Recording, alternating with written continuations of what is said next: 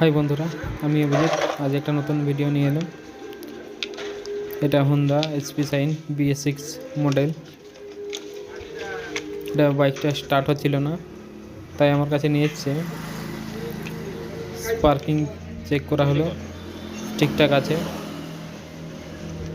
কিন্তু পেট্রোলটা চেক করতেই দেখা গেল পেট্রোলের জায়গায় জল বেরোচ্ছে।